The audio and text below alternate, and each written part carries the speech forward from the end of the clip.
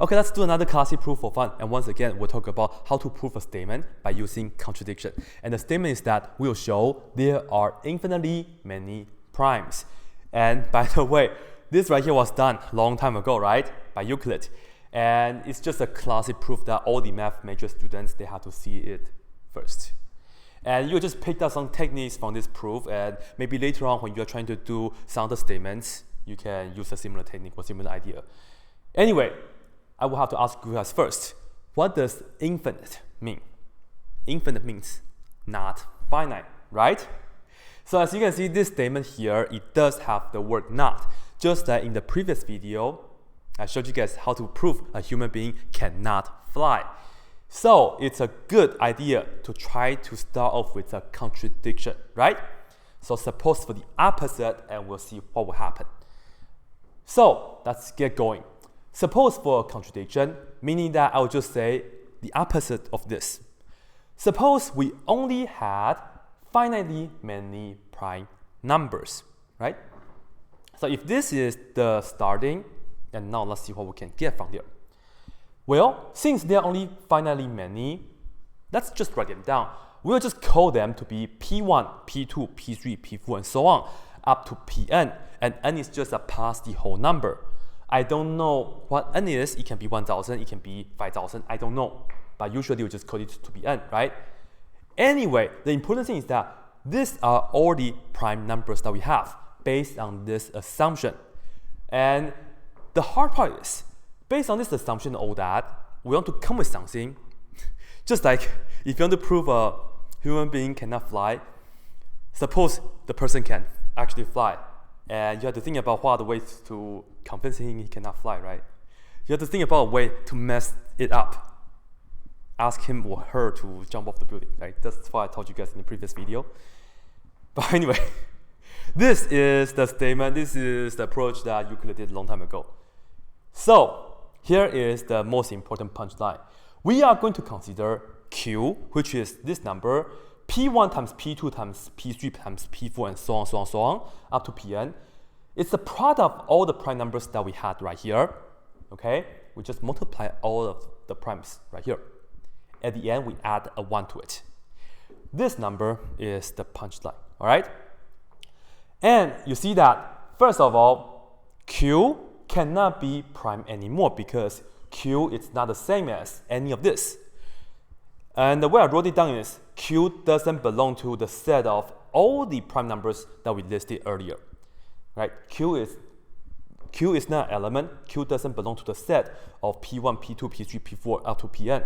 So just another way to say Q is not the same as any of this. So since Q cannot be a prime anymore, but we can say that Q will have a prime factor because it's either you're prime or you're not prime. If you are not a prime number, then you will have a prime factor. You can factor it out, right? Well, we're just going to call the prime number to be pk, okay, p sub k.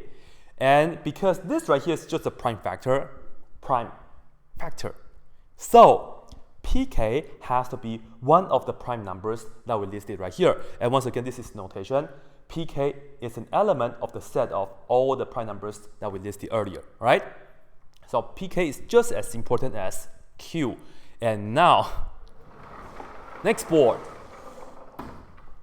As we can see, since pk is a factor of q, because we said so earlier, and of course, pk is a factor of p1, p2, p3, and these are just multiplication up to pn. Pk is somewhere here, right? Pk is one of these prime numbers.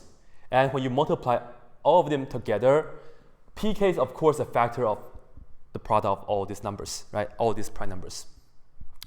So, since pk is a factor of q, and likewise p1 times p2 times up to pn, pk is also a factor of q minus p1, p2, so up to, when you multiply up to pn, I mean. Let me try again. pk is a factor of q minus p1 times p2 times p3 times times pn. How do we know? Well, you know p sub k divides this. Likewise, p sub k divides that. you can factor out the pk, so of course it divides all that. And please don't ask me to write lemma for this, it should be really clear, right? Anyway, now let's look at this number. We know q minus p1, p2, pn. This right here, it's actually 1. How do we know? Because we can just look at the definition of q and subtract this part on both sides, right? So q minus p1, p2, p3, pn is equal to 1. And that's what I have right here. It's equal to 1. Here is the contradiction. Let's look at this number on the left-hand side. And as we talked about earlier, pk is a factor of this. So if you look at this and divide it by pk, and because this is equal to 1, so I should be able to divide the right-hand side by pk as well. Pk is a factor of this number, right? So you know, after you divide the pk out, this right here, it has to be an integer, right? And that's how you can just denote it. This result has to be an integer.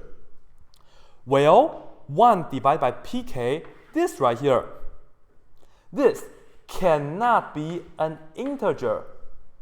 How come? 1 is just 1. pk is a prime number. Because, because. Since pk is a prime number, and what's the smallest prime number that we have? 2, isn't it? pk has to be greater than or equal to 2.